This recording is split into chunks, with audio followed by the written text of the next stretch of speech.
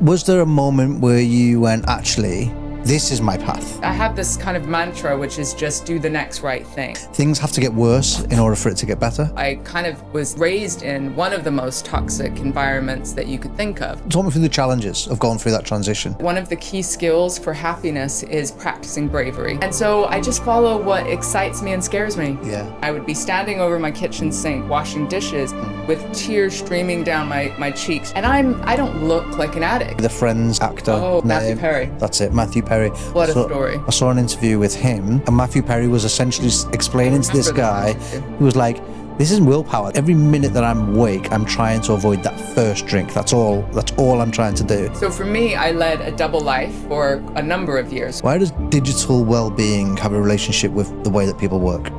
I'm excited about how the world of work is changing. Yeah. Because it's got to get worse before it gets better. Does AI scare you? Does it excite you? Where do you sit on it? How do we create the environments where people can thrive and do their best work? Yeah. I've worked with construction companies where their well-being strategy is yoga classes and the posters are purple and pink. I mean, stop. It's just... Someone's ticked the box. The pressures of all of this stuff that you're seeing in the digital world, it can become really overwhelming. How does all of this relate to what the office looks like in the next 5 years? Well...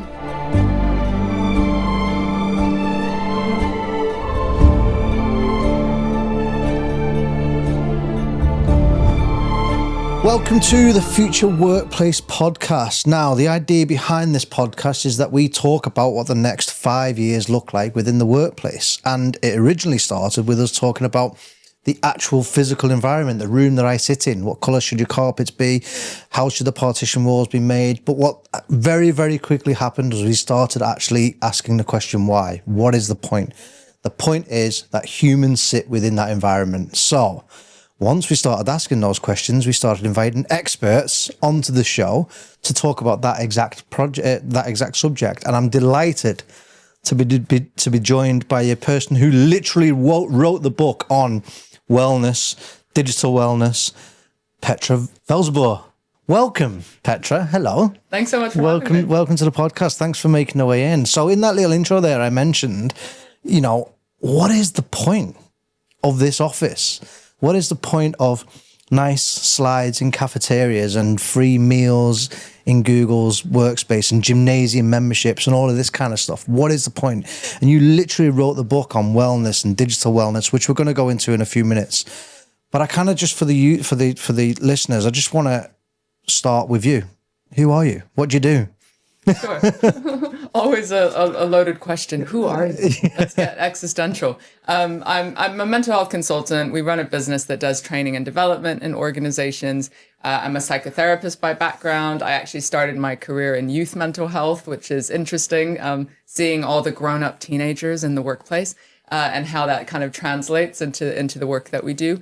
But also, my origin story is I was born and raised in a religious cult. So I kind of was raised in one of the most toxic environments that you could think of. Yeah. And so part of my passion is around culture and people and how do we do groups right? How do we think about performance in a way that feels healthy, that is about performance? Because so often we're separating out these topics, right? Yeah. We're thinking performance business objectives are over here, and then health and wellness over here is this kind of add-on or these initiatives, rather than really the bedrock of what creates high-performing teams. So I've had my own mental health crises. I've kind of thought, how do I fix myself? And then it developed into a business where I wanted us to lead by example and be the test case for what we were teaching other people, rather than what I see so often is well-being companies that are telling other people what to do but not doing it themselves. Gotcha. That's what I left, and that's what I guess wanted to prove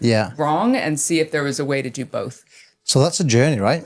From this kind of religious cult. There's an accent. Where am I from? Where are you from? And talk me a little bit about that religious cult, because obviously that's the grounding of who you've become, right? Yeah. And I was listening randomly to Tony Robbins this morning on Diaries of a CEO, and he's talking all about the makeup of his youth has created the person that he is today. It sounds a little bit similar to what you're talking about. What is that? Tell me about the youth. Yeah, I mean, we all have a core story that impacts who we are. And funny, I was talking to a friend who's very successful, who also was raised in the same cult.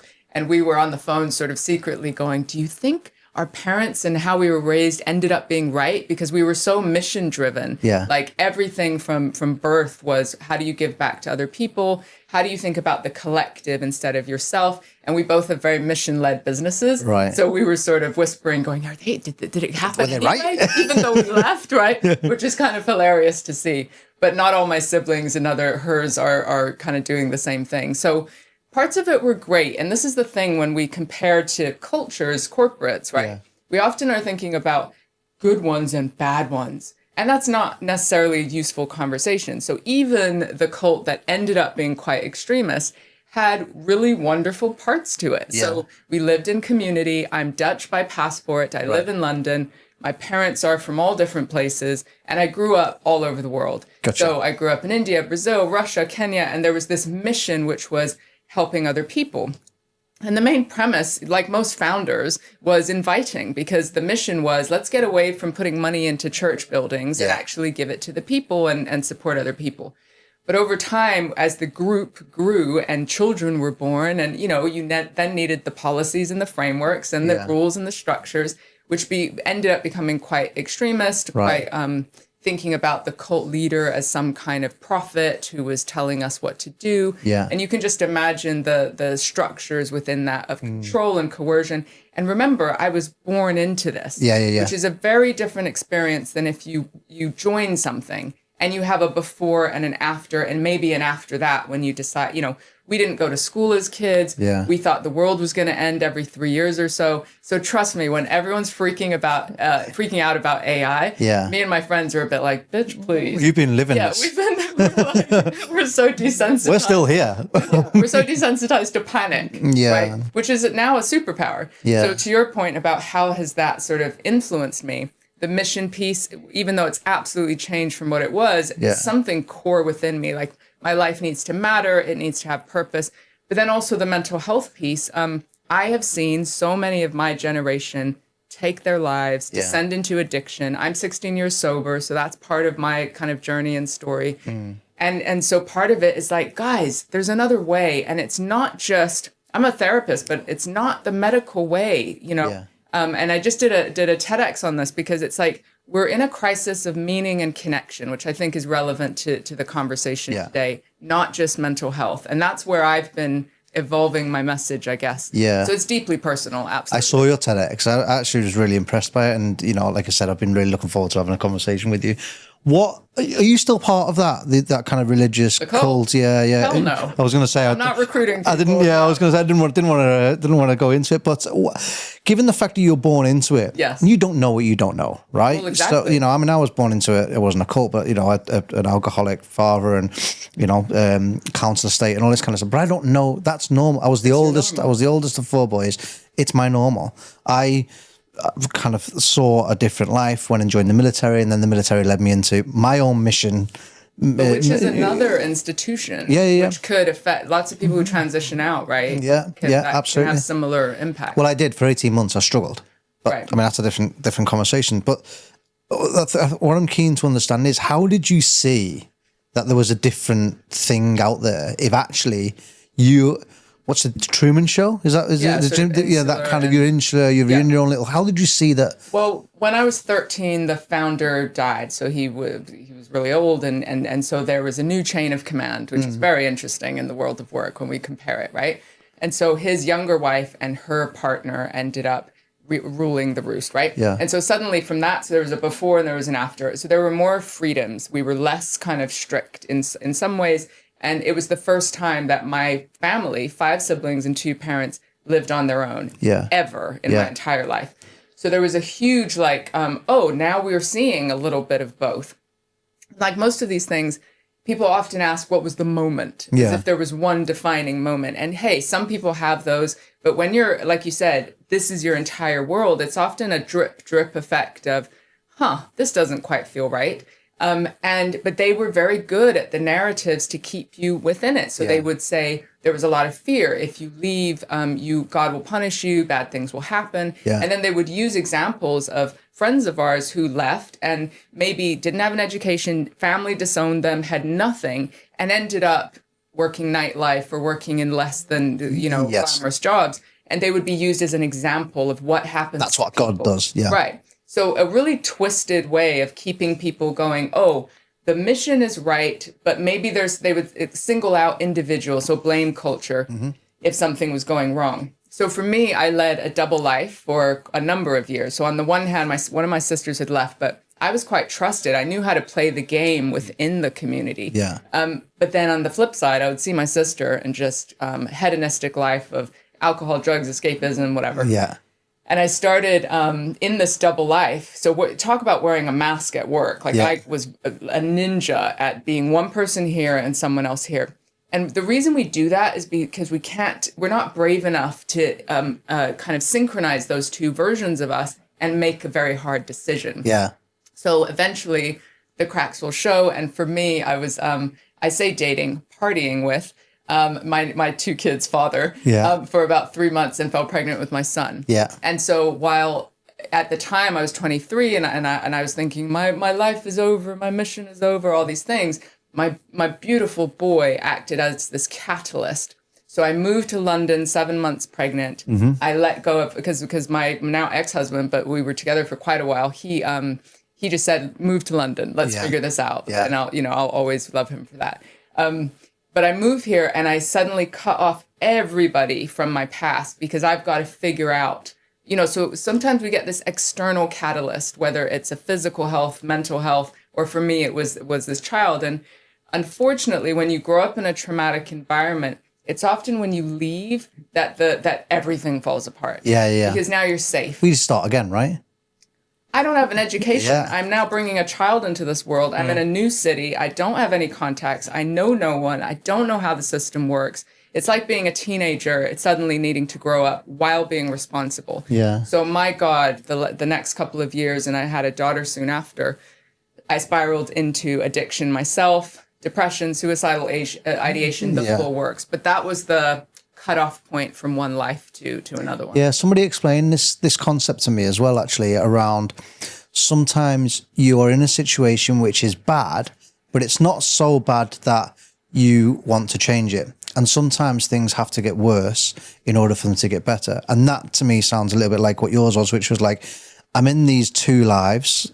It's a Truman Show scenario. I'm drinking and doing drugs. I'm in a party life here. Things have to get worse in order for it to get better. And it sounds a little bit like, yeah. I take responsibility for my life because for a good number of years, I was sitting in what you might call a victim mindset, right? Which was blaming my lack of education, my parents, like all these things.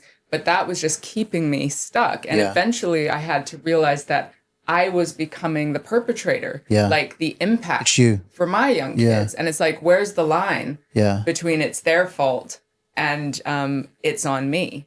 And is that how you started this journey then into what you do now, this, wellness, mental health? Yeah. Was there a moment where you went, actually, this is my path? It was subtle as well, because I was very confused about how my experiences, which were vast, translated into one career. Right, which is probably why I'm an entrepreneur now, because I want to wear 25 different hats. You know? But certainly I started in youth mental health, and then I was clinical director in an employee well-being. I trained as a counselor. I did my master's degree at night while working full-time, getting sober, raising my kids. And so it just was, I have this kind of mantra, which is just do the next right thing. And so only recently do I actually vision out my business and my life in a more kind of cohesive, strategic way. Back then, it was do the next right thing. Just do the next right, which is massively important as well. Which it's like changes your life. Who was it again? There's another one. I can't remember where I heard this one from, but it was just, you look at these inspirational figures and you think, well, they've got their shit together. But when you try and you go, I can't do that because they've got their shit together. And the outcome of what they're doing is so big, I cannot get there. But actually, you can write one page of a book, and then before you know it, in a year's time, you've got a book. So do the next right thing to me is a little bit like, just do something. towards whatever Well, that and is. at the beginning, it's much smaller than that. For me, it was the next right thing was to go to bed one night sober. Do the next right thing was to write down 3 things I was grateful for, or to go for a walk, or meditate for 1 minute, like micro. Did you ever fall off the wagon? Talk me through the challenges of going through that transition? Fall off the wagon with addiction? Well, addiction, but also like did you ever think your direction? Yeah. So I think from birth, and this is different from my siblings, from birth, I had a mission thing in my blood. Like there's something in my cells and that's why I stayed within the cult for as long as I did, because I was so mission driven and I wanted to have this fit and feel like something was right. So I think I've always had that kind of drive, but certainly addiction. I mean, I'm talking about alcohol addiction here, and I'm sober now for about 17 years. But I was probably 5 years in when I'd changed my whole life. So I'd gotten divorced. I was healthier. My work was starting to kick off. Think life was good. And so the little thought crept into my head, and I was dating a guy who had he had never experienced addiction in anyone that he knew. And he could have one little glass of red wine at the end of the evening. And I don't look like an addict. If somebody has a version of what that looks like, they're not thinking often of a young, white middle class kind of version of a woman, right?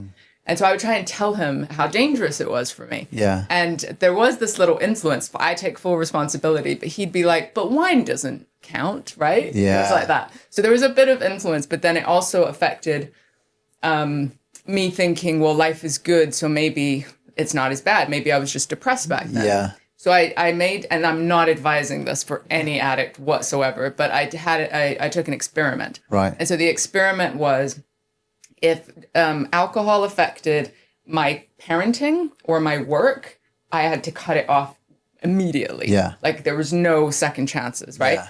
And it took 2 weeks. This experiment lasted 2 weeks for absolute carnage. Because they say it's a progressive illness. Right. And you start where you left off. Yeah. You don't start from the beginning. Yeah. You start where you left off. Yeah. It took 2 weeks for me to be checking the hood of my car to see if I killed anyone because I had driven in blackout. Oh shit. That's what I'm talking. Real talk. Yeah. And you were 2 weeks, and it was 2 weeks. 2 weeks. So I went straight to an AA meeting. Yeah. Shame, tears. And also, I had this exact same scene that I used to have as an addict, which was I was obviously a parent, and I would be standing over my kitchen sink washing dishes with tears streaming down my cheeks, just like the most hopeless human you've ever seen. Yeah. Hopeless, thinking, how do I end things? And within 2 weeks, that exact same scene in a totally different house, a totally different environment took place again. Yeah.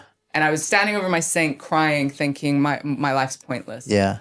I mean, For the sake of a glass of wine. for the sake of, a few. Well, but it started off with a glass of wine. It did. Who's the guy that died recently? The Friends actor.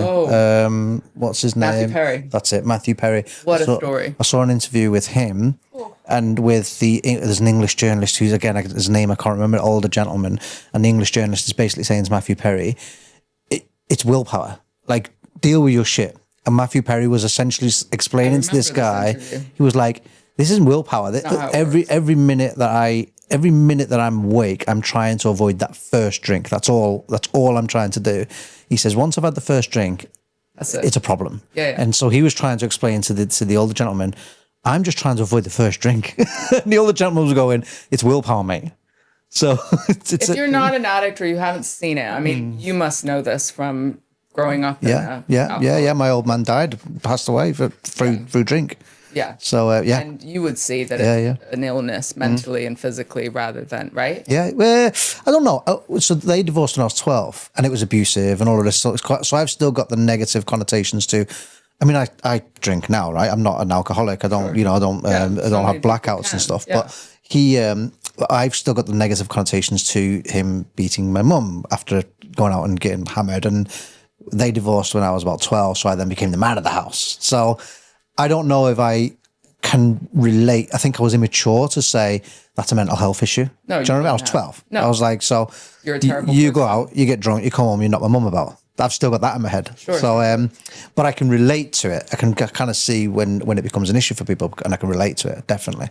Well, there's addiction, and then there's what happens because of it. Yeah, right? yeah. And if there's violence, or there's an absolute responsibility to the individual for the behavior, and that's what I had to learn, was that bit's on me, how I treat my kids, or what I'm doing, even though alcohol was involved and the addiction made me do it. Yeah, Right? yeah. It's on you. Yeah, no, I understand. Yeah. And then so you've gone through that period. You've then taught me through how this happened. Then how does that translate into Petra, the author? What was it? It's The just book. do the next right good, thing. Good Business Awards finalist 2025 for the book. How did you find the path? Was it a case of I've been through this journey myself, and this is what's helping me, so now I want to help other people? Is that that influenced it for sure? right?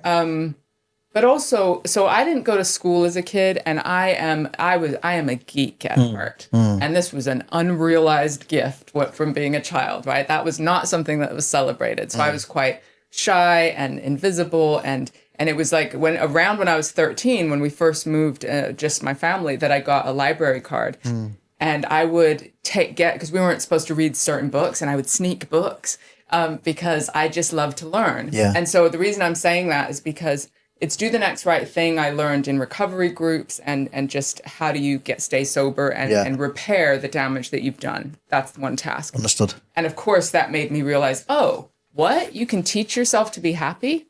No one ever told me that. What? This is a revelation. And the other bit is I have a voracious appetite for learning. And I think that's really stood me in good stead, because I will learn. My mentors are people on YouTube, are people who've written books or doing talk shows. I would listen, read, and mimic, like, well, what are the habits that they have, and how do I just replicate those habits in order to find my purpose, right? So gradual, but I think I had this, now I can see in hindsight, this gift where, because I didn't have an education, I was like, now's my time. Yeah. I also had kids, which forced me to be in one place. And I actually think now that if I hadn't had kids at a young age, we were nomadic growing up. Yeah. And I've seen friends who never build roots and build careers because they can just, every time it's hard, you bounce. Right. And so I used to resent my kids so much because I was stuck and trapped. And now in hindsight, I was like, it forced me to do the work right here, right now on myself. But then I'm always like, I realized that one of the key skills for happiness is practicing bravery. And it's a key skill for connection, good mental health. There's a lot on community, meaning, that sort of thing. And so if I can do one thing that's brave every day, and it could be like this, something like this, but it could be talking to a stranger, just the person who makes me coffee. I'm like, hey, how's your day going? Like, it could be the tiniest little thing that it was sharing in an AA meeting or whatever it might be. And I earned my stripes. That's not easy in London either, by the way, because people look at you like you're an alien, don't they? They do, and it's fun. Yeah. So you can gamify this, right? Which is just challenge yourself to do these. And leaders, it's something to think about. It's like, are we moving beyond? I talk about this a lot. The weekend, the weather, and sports. Yeah. People think they check in on their people because they talk about those little entry points, and I'm like, great. What's that a bridge to? Where is that taking you as far as meaningful connection? So mental health has always been the core of what I do. And then I've raised kids. So the digital tech space has been fascinating to me as far as watching that change. And for me and my business, which is fully remote, and my kids. And so I just follow what excites me and scares me. Yeah. That's my little North Star. What are you a believer in? We're in January, right? Are you a believer in New Year's resolutions? Not like some kind of religion, but I do have little mechanisms for reflection. Right. And my birthday's in July and New Year's. So it's roughly a 6-month window between the start of the year and my birthday. And so I find that these two marker points at like 6 months out act as a great little reminder to reflect and plan. But I'm not like a micro goal setter. Yeah. I do this thing where I visualize a year out. And so I'm into visualization. And a year from now, I don't think, what have I done? But I think, how do I want to feel? Right. And I might meditate on that. I might journal or mind map. And often it has to do with feeling fulfilled, feeling connected, doing work that I love. My relationships are strong. I have healthy energy, Yeah. That's the way I do it, but everyone's different. I want to go into the business, but I'm more at the moment. I'm really enjoying I'm really enjoying the conversation with you. So I'm like, we're going into the business in a minute. I think I'm with you. And somebody said to me, well, in fact, it wasn't. It was another podcast I was listening to. It was Chris Williamson, and he said, I'm trying to remember exactly what he said. He said, you need to think of yourself as an 85-year-old, and what does the best 85-year-old self look like? So that's the question I'm going to steal Chris Williamson, and I'm going to say, given everything that you've gone through and all of the trauma and all of the mishaps, and then the healing, self-healing, what does the perfect 85-year-old Petra look like? So what's interesting is it's only recently that I even can think that far ahead. Right. And part of that has to do with every 3 years or so, for some reason, the world was going to end growing up. Yeah. And then it would reset, and God has shown mercy. So you've got that blocker. So it's almost like it's been a block to be like a year to 3 years out. And I'm like, that's all I can plan. Yeah. Like mentally, like there's, Yeah. But I love, this might be similar, but it sounds morbid, but the deathbed exercise. Right.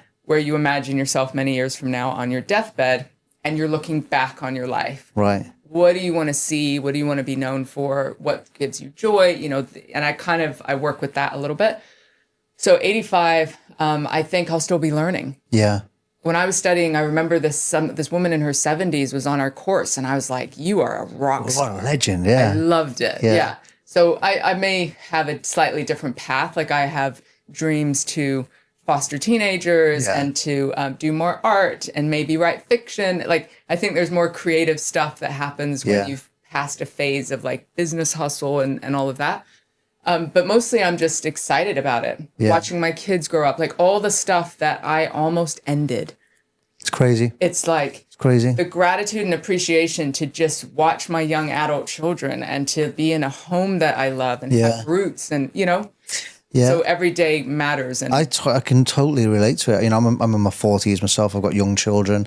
And obviously, 40, I do have young kids. My wife's a rock star. But, I totally relate to it. I'm at an age where men of my age, and I don't know why, but the suicide rate is really quite high. And there's a feeling of unfulfillment, and I failed. And do you know what I mean? So I can relate to being an 85-year-old and going, do you know what? There are times when it's a bit difficult and all the rest of it, but actually, look how far we've come. Right? Yeah.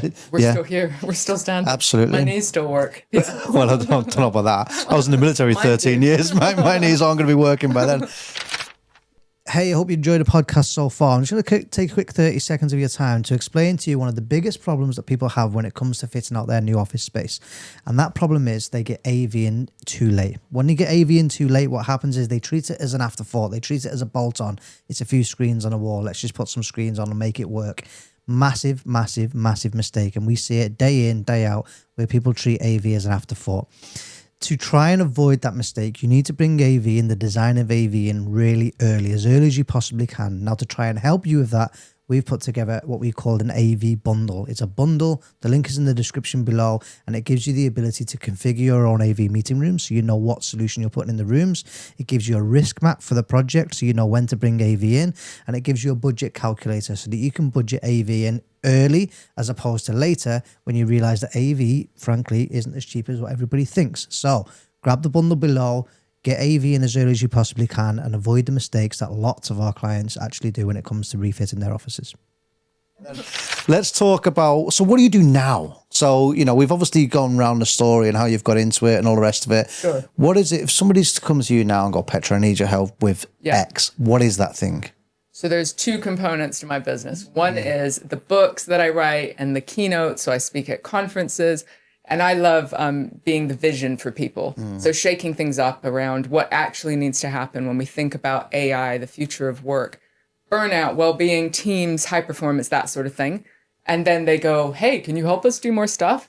And then I've got a superpower team that then help with training, webinars, workshops, things around all of those topics, right? From high performance and leadership, because it's all about creating mentally healthy cultures.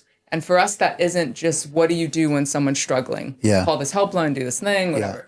It's like, what's happening way before that? And to your podcast and the theme of what you do, how do we create the environments where people can thrive and do their best work? Yeah. So that's the essence of what we do.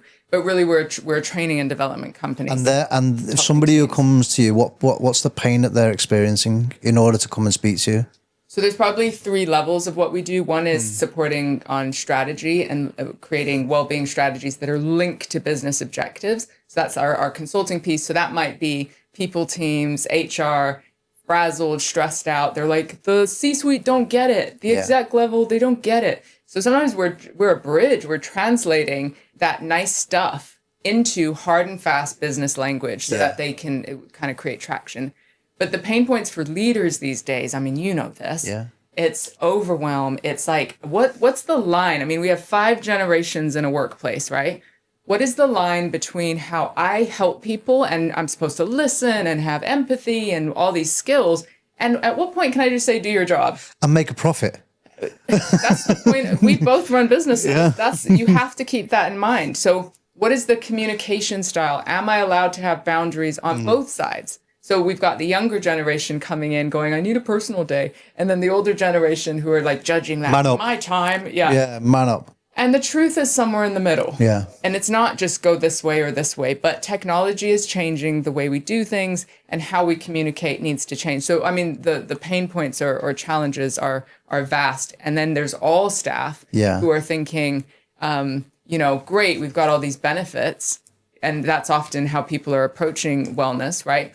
What does that mean for my day-to-day, my commute? The types of the amount of meetings I'm in. I mean, AI is supposed to be making us more efficient than ever. Yeah. It seems like we're in this messy middle where we have stacked more things on learn about AI in your extra time, attend all these meetings, do your work afterwards. It's too many people, all the problems there. Yeah. So how do we make work for people? Yeah. What's the general trend that you're seeing? So there must be patterns that you see across multiple organizations. We've got numerous generations that all work together at the same time.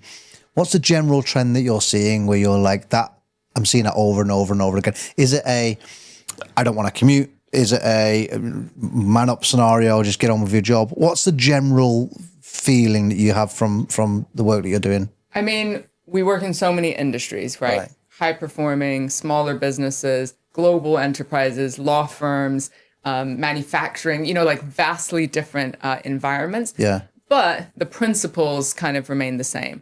So this, because of restructures and change and AI that are disrupting many ways and putting people on hyper speed, right? You got to change everything. Oh, we just did a change management program. Here's your 3rd one this year. Yeah. New CEO, new this. And we're constantly playing catch up, right, to what's going on. But also, even for well-intentioned leaders, well-being professionals, whoever they may be, we are adding to the information overload. We are adding to the noise. And often in a big corporate, there's competition between DEI, between ESGs, between culture people, between gender stuff, like all the things. They're fighting for budget, they're competing. And people are like, sometimes it's like, can I just do my job instead of going to another thing and getting another email with like, look at this, look at this, look at this. And everyone's fighting for engagement, right? But like, we need to streamline this communication and actually think, what are the fundamentals to this workplace? Yeah. Not every workplace everywhere, but where do we start from where we're at and build slowly the next right thing? Yeah. Right? I understand. Rather than overwhelming our people with more stuff and more noise that often I've worked with construction companies where their well-being strategy is yoga classes and the posters are purple and pink. I mean, stop. It's just someone's ticked the box. It's too obvious. And I'm like, what is your service? What is your stakeholder value? Yeah. And it's going to be different. Yeah. So yeah, lots of. I get it. And then, I love my learning and stuff. I've mentioned a few podcasts that I listen to. My commute's 40 minutes and I just love tuning out. The kids have, I read a book. It's blissful. Yeah. But the noise, we're being told in society today to do everything. You get a TikTok page which talks about the perfect morning routine. You've got to get up at fucking 4 o'clock in the morning and meditate for 20 minutes and do an ice cold plunge, and then you got to go for a 20-minute walk. Then you got to go. There's so much stuff. Yeah, the well-being influencer. Yeah, the well-being influencer. Yeah. There's so much crap, and then you talk about the business, and then you talk about being a father and a husband, and and the pressures of all of this stuff that you're seeing in the digital world. It can become really overwhelming. You wrote a book, Digital Wellbeing. Talk to me about it. Yeah. What was the concept of it? Why did you come up with the idea? Talk me through it.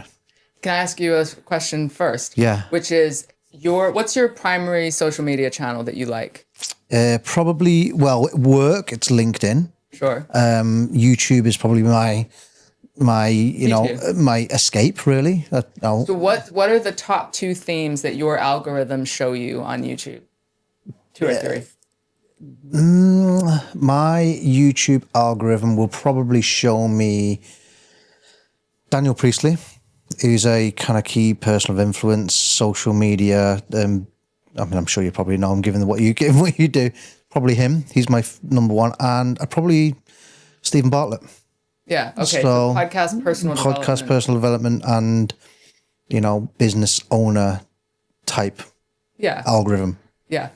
It's the funnest question these days. I will just be on the phone with a friend or be like hanging out with someone and be like, well, what's your algorithm showing you? And it's incredible how vastly different our influences are. Yeah. My sister has said, oh, I watch food because she wants to cook and do something one day, and pets. And I'm like, oh, that's very different than my world. Yeah. Which, like you, is personal development and fitness. Yeah. So those are the 2 things like primarily that show me. And then I can tell when my well-being is like, because my algorithm changes. Oh, do you know what? This is amazing. Again, there's another one who said, you as a person are not your journal. I think it's Chris Williamson, actually. You as a person are not your journal. Your journal is just what you write in that particular moment in time. You as a person is the algorithm. So if somebody looks at you, yeah, it's your influences. Yeah. And I grew up in a cult where influences were one certain thing, right? Yeah. And so I'm kind of use that to my advantage now, which is how do I use the world of information to influence me in ways that will support that 85-year-old, the life that I want, right? Yeah. And certainly when I'm not that well, I start getting 911 emergency calls on my shorts, and I get all these like sort of high risk, intense situations. Yeah. I'm like, I have been scrolling. I've done the doom scroll. Yes. Yeah. Yeah. I mean, I don't scroll the news or anything like that whatsoever. Anyway, the book, I mean, like I said, I've got young adults now, so I've raised teenagers. My background is youth mental health. And so many people in the workplace are talking about tech addiction. I know a little bit about addiction, and talking about performance and how do we focus and get into flow states. I read Stolen Focus by Johann Hari, and he's talking in general about the systemic issues that his conclusion to his journalistic journey, which was fascinating, was that this is a systemic issue. Like billions of dollars and pounds are being spent to compete for our attention. What chance have we got? Yeah. And so I guess I wanted to write a book that was like, okay, I agree, billions of pounds are being spent, but what is possible? What is the next right thing? What is in our control? And how do we practice critical thinking, which so many people lack, which we didn't have access to when we were kids, and which is the number one thing I want my kids to learn, is how to critically assess what's good for you and how to listen to your body. Yeah. These days, I don't know about you, but we even just wear the wearables that tell us how we feel. Yeah. This is your stress levels, this is how you slept, this is your recovery, whatever. I sometimes think that those do us a disservice, unless you're an athlete, right? Because it's messing with your mind. If I'm told that I've slept bad, I'm more likely to go, I did. Yeah, you're right. More coffee. That's But at the same time, it's losing the ability to go, what do I need today? Yeah. Right? Which may be something a well-being influencer tells you, but it may be not. It might be sleep. It might be connection. Not a lot of people are saying that the fundamental biggest thing that supports our well-being is meaning and connection. Yeah. Yes, we need to look after our physical health, but that changes at different, hey, you're a parent of young kids. I'm a parent of older kids.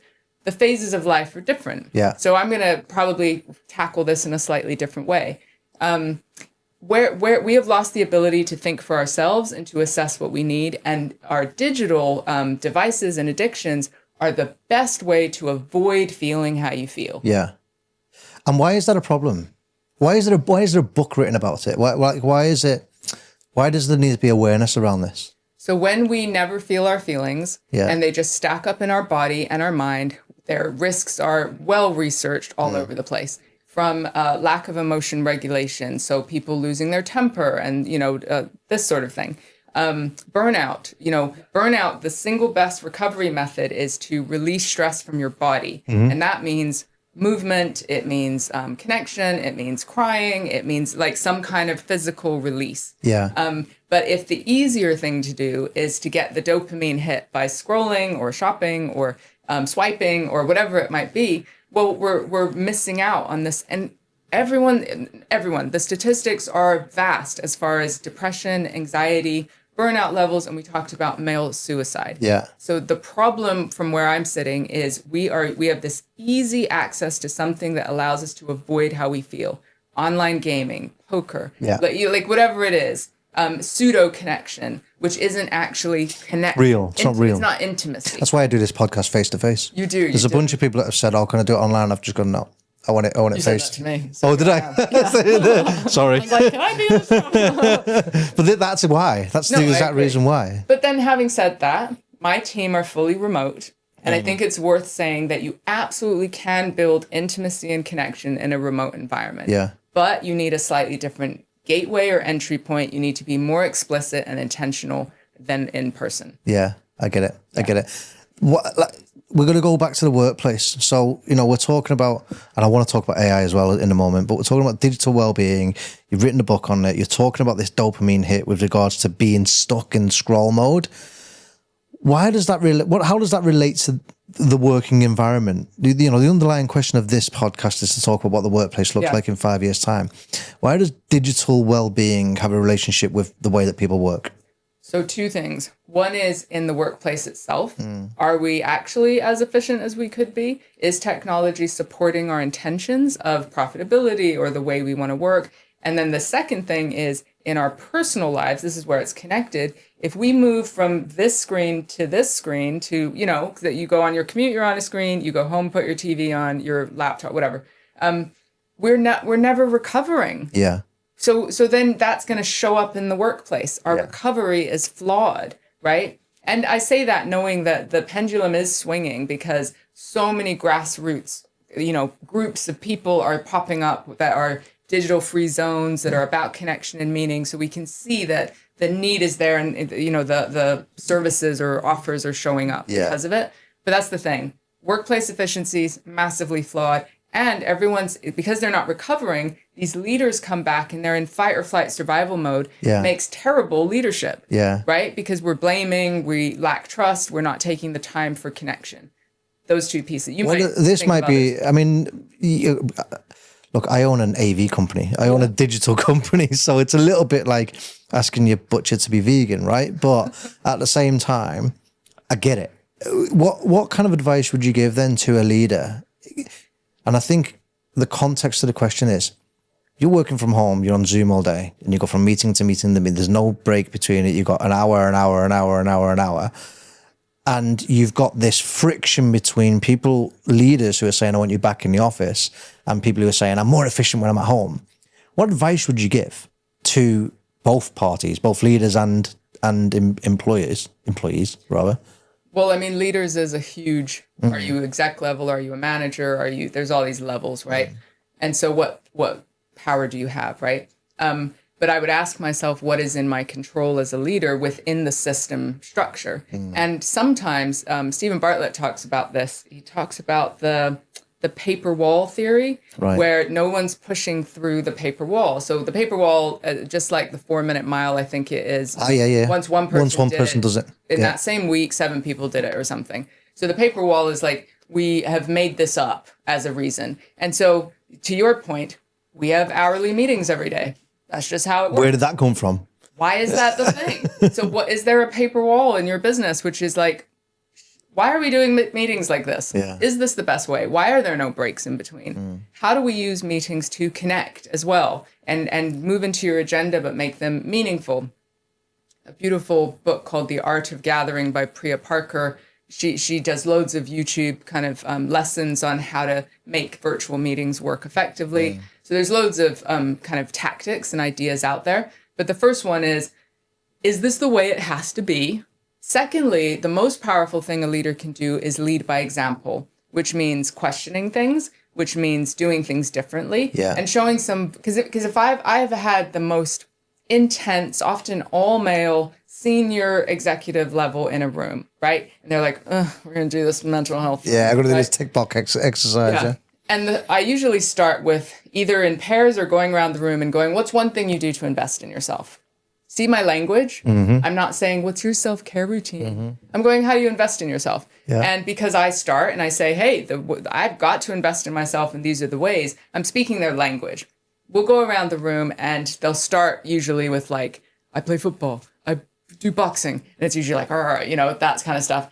And a brave person, usually the third or fourth person will say something disruptive like, I meditate, or I make sure to pick my kids up, or something like that. And suddenly you see that everyone is doing these things anyway, especially when you have more autonomy, right?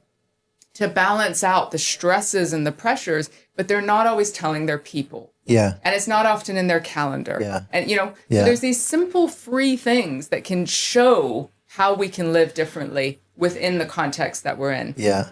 Take some vulnerability. And then, of course, there's the whole lesson on how do we talk to our people effectively. Not just about these classic things like work-life balance, but let's talk about how we work, not just what we do. Yeah, yeah. I know intimately when and how each member of my team, of course it's a small team, work at their best and perform at their best. Yeah. And so that means I know intimately if something is off or shifting, and I will explicitly go, hey, I noticed this. What's going on for you? And there's a place for things like Myers-Briggs in that and communication styles. What's the I'm actually not into all that. Oh, well, I mean, I get it, but and this is only from very, very high level things that I've read about, which is around red character, blue character, etc., trying to understand how to communicate with a red character versus communicating with a... But I think some of that helps us hide.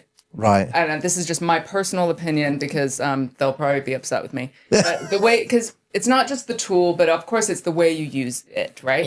And so often it's the integration of facilitator and like, is me saying I'm a red, whatever, actually helping you understand me as a person? Or are you just putting me in this box where you will always see me as this red character instead of who are you today might be different than 6 months ago when we did the fucking test. Yeah, I get it. You know what I mean? Yeah. So yes, to communicate. Having an awareness of that though is probably a good thing, right? It's not, again, I've come from a military background where it's very structured and I can be quite direct at times. And then I look back and I go, probably shouldn't have dealt with that the way I did. But I am curious about this, and we probably don't have time to get into it. Yeah. But I talked to somebody who works in cybersecurity and threat now, but has a military background, and he was like, "In the military, it's just the team and the safety and the direction and whatever." And I was like, "All right." And he's like, now in corporate, going, "What is going on with people?" But I wondered, and I wonder what you think. The incentives are different. And the reason for psychological safety is different. Like the roles are different. And from my awareness, it's like, this is life or death, right? Yeah. Right? And those roles in that chain of command, that hierarchy, and that yes, sir attitude is absolutely essential to save lives and do all the things. Yeah. That feeling is not the same in corporate. It's not. And that's why people struggle to adapt. Because people struggle, I still do, where you will ask people to do something and it won't get done, and because they'll go home at 5 o'clock, and you go, why haven't you done the bloody thing? And doesn't it feel like a lack of respect and like something deeper? I'm not sure if it's a lack of respect. I think we're so ingrained in the mission is the mission. You do whatever it takes to achieve the mission. And then when you come and step outside and what is the mission? It's 5 o'clock and then you go, well, I've got my kids to pick up. That's my mission. That didn't exist in the military. The military was just like, you do the thing until it's done. You have this one thing. Exactly. So and with all the change going on and confusion about AI and the world of work. I think the mission clarity is confusing for so many people. How does AI scare you? Does it excite you? Where do you sit on it? I don't panic. In the research for my book, though, it was very interesting to look at the Center for Humane Technology and some of the predictions around maybe the more scary things that could happen if we don't put guardrails in place. This book has led me onto stages connected to cybersecurity and these sorts of threats and stuff. And I've sat at some of those tables and gone, oh my God, there's a lot going on in the world that people are not aware of. I was at dinner last night talking about it. So we have absolute reason to be concerned. And we have absolute reason to think about our kids. I mean, my daughter had a gap year and we had to have the chat, which these days is, what's our code word if I get a call that sounds like you asking for money or passwords or help? Mental. Right? Mental. And we had to have a code word just to know, Mental. And so not everyone's thinking in that way. Yeah. When you're watching your social media and your news, like what's fake news, what's real, that's like through the roof, right? Yeah. So am I nervous? Yes. Do I think that humans in a panic state make terrible decisions? Yes. Yeah. Which is why I advocate for what are those small steps that allow us to control what's in our control, specifically our relationships and our own relationship to technology. So it's always a yes and most of the challenge is going to be somewhere in the middle. Yeah. But for the workplace, I think it's AI aside, but it's part of it, of course. We need to disrupt the workplace to change it from the world where it got set up, which was for factories. Industry. Yeah. And tapping in, tapping out, that sort of thing. So I am excited about how the world of work is changing because it's got to get worse before it gets better. And that's what I'm seeing. And that I'm okay with that. Yeah. But within that, there's opportunity and absolute risk. What would you, is there advice that you'd give, you got 19-year-old daughters? 19 and 22, yeah. Yeah. What advice do you give them when it comes to AI? Do you go, get all in or become a plumber? Because we're always going to need plumbers. Like what advice would you give? Do you give those? None of those are, what do we know? Yeah. We've said from the age of maybe 12 or 13, the jobs that will exist when you are working age don't exist yet. Yeah. So the skills are about character. We need our kids to be in uncomfortable situations. And not everyone, when this like, oh, let's protect them from everything, that's the opposite of what parents often think. Yeah. So I want them to build their character and I want them to critically assess. And so from a very young age, I would ask them, of course, because of my background, I would say, what do you think? What do you want to do? Yeah. What made you decide that? Have you thought about this? So just these kind of ways to help you critically assess and then listen to your body. And again, I often say I grew up at the same time as my son. Yeah. Right? Yeah. That was like ground Because you zero. were outside of the Truman Show, yeah? Absolutely. And so he's 22. And so for 22 years, we have been growing up together. Right? And I certainly made so many mistakes, especially in the early days. But the one thing that is welcome is confusion, thoughts, and trying things. Yeah. Yeah. Like any great entrepreneur. So I think the skills are entrepreneurial. They're about people. Like if you can communicate effectively your idea, that's a superpower no matter what industry you're in. Yeah. So I don't actually tell them be a plumber or whatever. I'm just like, no, it's good. I'm like, keep learning. If you have a learning attitude and a growth mindset, these are the pieces that will help you. Petra, I need to look to start rounding this up because I've just looked and we're 51 minutes in. And I'm like, I'm still going, I'm still talking. How does this relate? So the underlying question to what we try to do in this podcast is we try to ask if you have an office move, if you're responsible for some kind of office relocation, and what does the next 5 years look like? How does all of your message and your work and the things that you do with leaders of organizations around mental health and communication, how does all of this relate to what the office looks like in the next 5 years? Well, again, industries are different. So you have ones that are frontline versus back of office and a combination in between. I don't think planning for anything that is one side or the other is useful. You see these offices that are completely open plan because we want to encourage connection, but actually it's noisy. People are not used to working in these environments. And like I've got PTSD. If I'm in an open plan office, I once went to a co-working space and the doors slammed and they didn't think I like was like, guys, I can't be here because your doors slam. And they, every time they do, it jolts my nervous system and I don't feel safe. Right. Yeah. And they were like, oh, we hadn't even thought about this. Right. Yeah. So there's things like noise and setup and, you know, accessibility and these sorts of things. But people do need private spaces. They do need collective spaces. I think something that people complain about is this world of hot desking. Right. Where you don't have, like, why would I come to work if I don't even know where I'm going to sit or who I'm going to be next to or what I'm going to do? There's no certainty. And then I'm going to commute all the way in and I'm going to be on Teams calls the whole time. So there's the office design, but then there's the workplace design of when I'm in, how is it purposeful? Right? And some people are experimenting with like, we cross over on this day and, you know, there's that piece, but still they might be on back-to-back Teams calls, Zoom, whatever. Could have done it at home. All day. Where's the connection? Where's the opportunity for that middle space, which is creativity and belonging and connection? Yeah. Every organization is going to be different, but that's the key things to think about. Yeah. Does this enable those things or not? I agree. And that's something that we talk about every day within our business. It's like, you know, somebody can be on Zoom all day, hour to hour to hour to hour, and you ask them to come to the office and they're going to sit on Zoom all day. A, the tech better bloody work because you're asking them to come in for 2 hours and sit in somebody's armpit on the tube for, you know, half an hour. And B, question why. Like, you know, what is the point when we consider that business, generally speaking, is there to make a profit? We're going to have more remote workers, though. Yeah. That's a thing.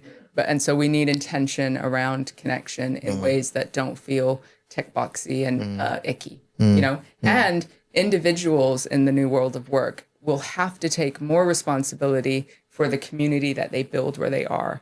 No longer can we get it all from work. Yeah. And so I think there's things that can be done at work. And that's why pickleball, paddleball is like such a craze. Because people are like, oh, movement and strangers and people with this shared thing, you know? Yeah. So it's like, these are the types of things you then have to take responsibility yourself. Yeah. Because you can't just kind of outsource it to other people. How do you switch off from it? It's everywhere. Just from the noise. I mean, I've got my phone here, we've got a big screen. It's everywhere. Yeah. I mean, I own a business that delivers this stuff, right? Yeah. How do we switch off from it? I've got my own, you know, personal things that I like to do, but you know, you're the expert. How do you turn it off? What, in 1 minute or less? Well, don't worry, we can figure that out in a bit. Okay. Well, a couple things. One is, of course, I want to be connected to my kids at all times. Yeah. So I'm not going to do many digital detoxes or extreme things like that. But I've set up my phone so when my kids text me, it's a different noise than anyone else. Oh, that's cool. So I can switch everyone else off and still be accessible by my kids. Something. There's lots of apps. You know, Screen Zen, I think, is a great one where you've got kind of timers and ways to clock things off or have a timer. You know, I'm an addict. I can override this stuff. Yeah. They're like, we put a timer on your app, but I can just go through my browser and find a way to my Yeah. So it's not just like, if it was like drinking, you would just, I can't ever drink again. Yeah. That's it. Yeah. But when it's like, you know, hey, you've got to live here and I have to go, my gym requires an app to open the gate. Yeah. So like, I can't even be like, I'm going to go to the gym. I need an app. Yeah. I've got my program on my phone. I've got my music, you know.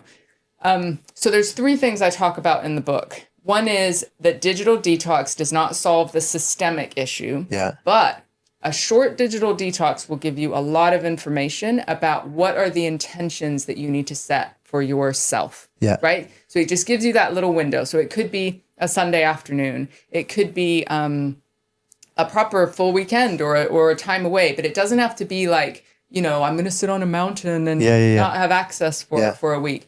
But a short digital detox can disrupt the addiction. Gotcha. And it can give you insights into how addicted you are. Yeah. 'Cause if you're having withdrawals, you're irritable, your thumb moves for no reason.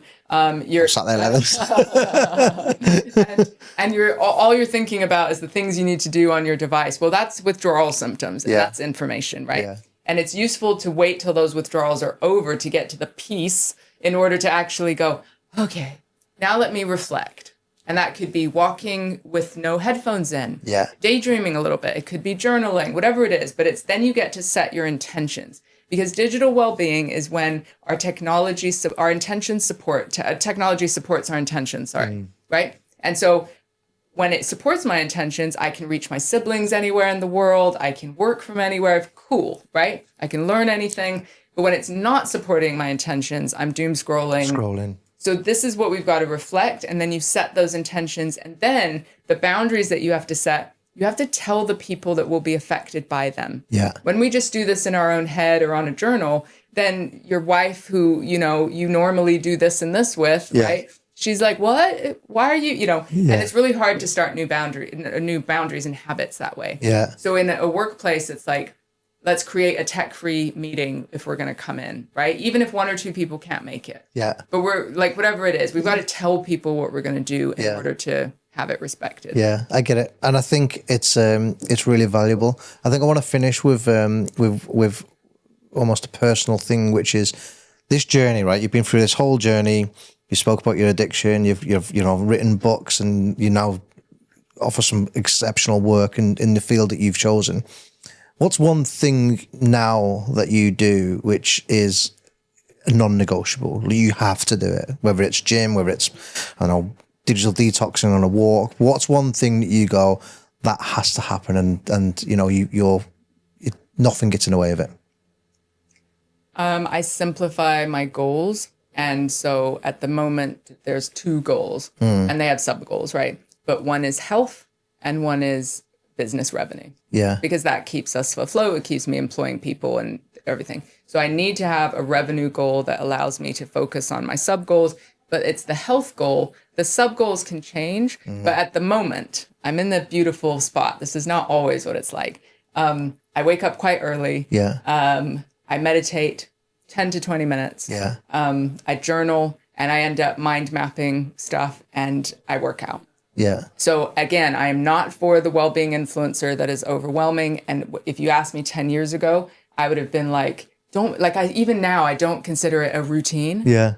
I consider it a joy to wake up early and have time by myself, because I don't have little kids. I was going to say, I'm glad you do. I don't have little kids. This is what I mean. The phase of life is different. Yeah. Back then, it would have been very different. Yeah, yeah. So movement and my morning routine, but and also connection. Yeah. So if you have whatever your health goal is, and for me, within that is connection. So what's that one brave thing you can do each day to keep the muscle of meaningful connection alive and well? And even with a partner or people that you know all the time, you can just go through the tag team tasks and be how's your day? Don't listen. What are you kids? We're going potty training at the moment. Bloody, there's poo on the floor. Go and do it.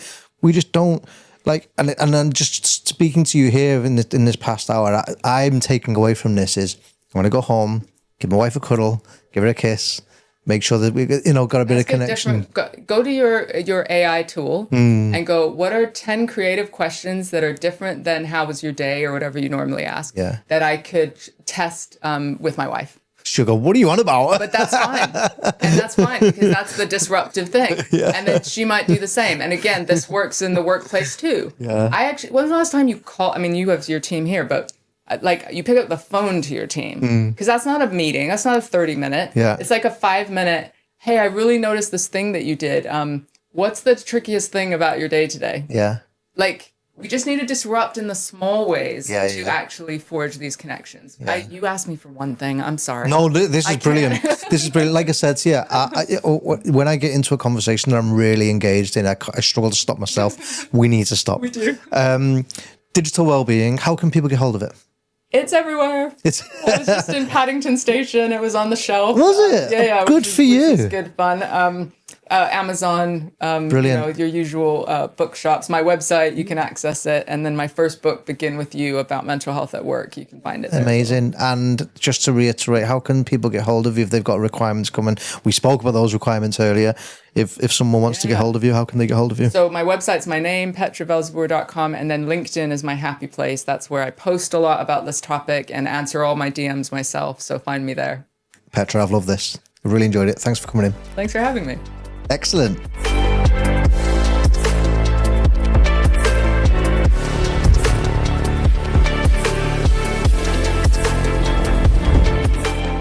Great. Hope you enjoyed the podcast, and I certainly enjoyed having that guest on. Now, in order for us to close this podcast out, what I want to do is just highlight to you that we're an AV company. That's pretty clear. But what we do with a lot of our clients is we offer them showroom visits, basically. So we quite often go around a lot of the showrooms that are available to us. We're doing a big LED showroom visit. So if you want to come and see some of the latest LED technology that you can deploy within your meeting room, we're doing a big LED showroom visit over the coming weeks. The date's not fully confirmed yet, but we have put together a wait list. The link to that wait list is in the description below.